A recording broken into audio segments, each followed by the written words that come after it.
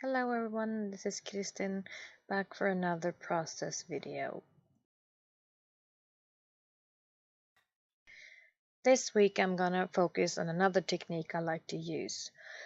The technique is basically just a drop color, and I use different sizes of brushes or water brushes or whatever, or the mists.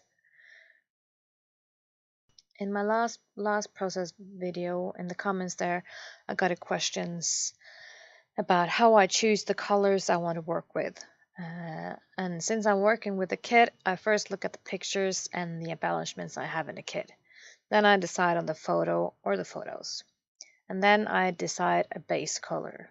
And you see here, I've used the Creamies Grapefruit from Shimmer's Paint as my base color. The base color is usually a pretty light tone of the color and also a bit lighter than most of the papers. Last week I went with a very soft photo, a white background photo with very little contrast, and that made me go pretty soft on the background too, and very little contrast. And I stayed away from black. This week I chose a photo with a bit more colors, and that gives me more choices. I don't have to go for the main color. I can actually disregard all the colors in the photo and just decide on what's in the papers. But I often go for a mix and choose photos that match the papers I have somehow. Even though the colors and the subject in the photo don't have clothes that match the colors I've chosen, the rest of the photo might do. As you can see in the starting photo, I have lots of different colors that I want to use, and you see I made a base color, and then I just start dropping some small and some bigger drops, and I just more or less randomly drop the color.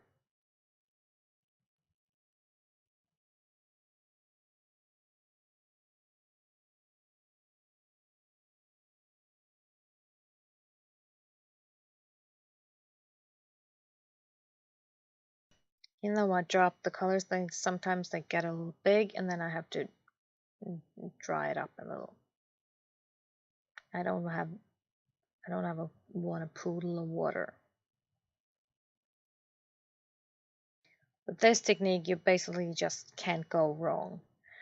You just use colors that are pretty similar in the first layer, and just adding more and more. Here I've gone for the second layer. If you see, I'm adding on top of the on the first one. It has to be completely dry in order to cover it for the second time, otherwise you just bleed out. And you see I'm using different kinds of pens, of brushes.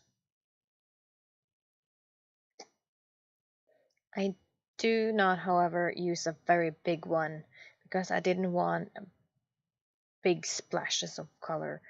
I want pretty small ones. And the smaller the brush, the smaller the drops.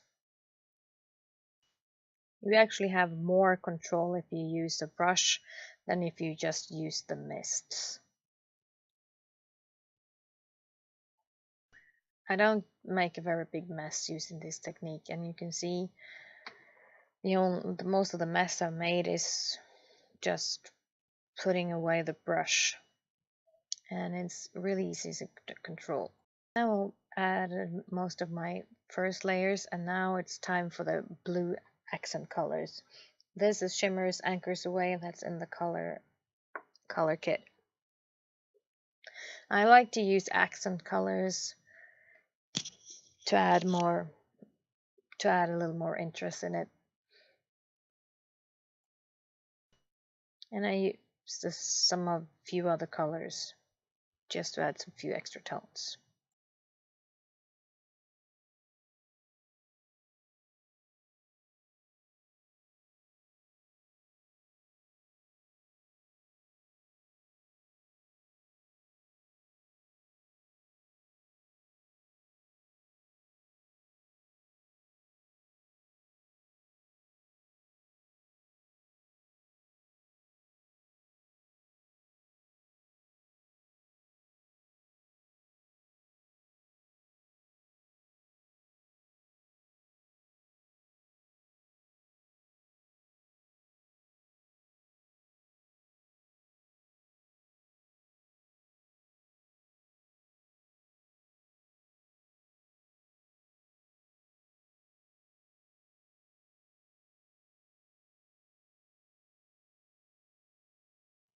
And then I'm happy with all the colors. And then it's time for layers of paper.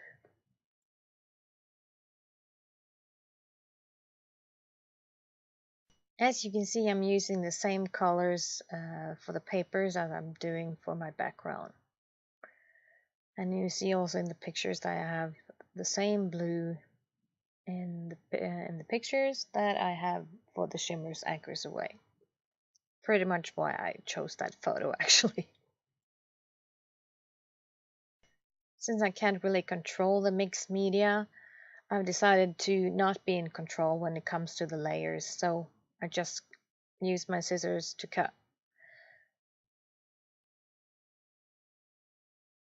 So when I'm choosing my papers, I just start layering, and I don't like to use the same colors in a layer side by side. I always try to have some kind of contrast color in between the layers. So I don't have a white against white or a pink against pink if not all are white or not all are pink.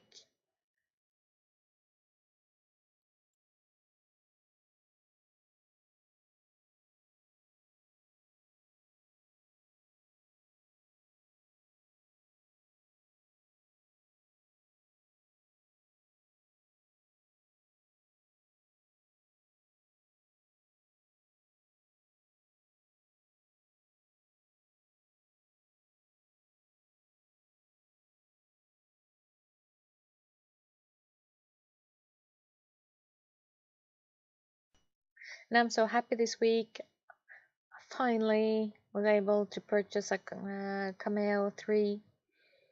I've only had the really old silhouette from I think I bought it in like 2009, and it was just time for an update. So I was really happy to use the October 2016 cut files.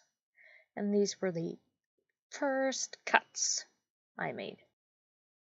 After making the background, I have some rough feeling how I want my layers to go. So I made all the layers without working on the background. And since there's always pieces of not drying, I'm putting it aside and make sure I have everything dried. And then I staple everything together, and then it's time to put it on the page.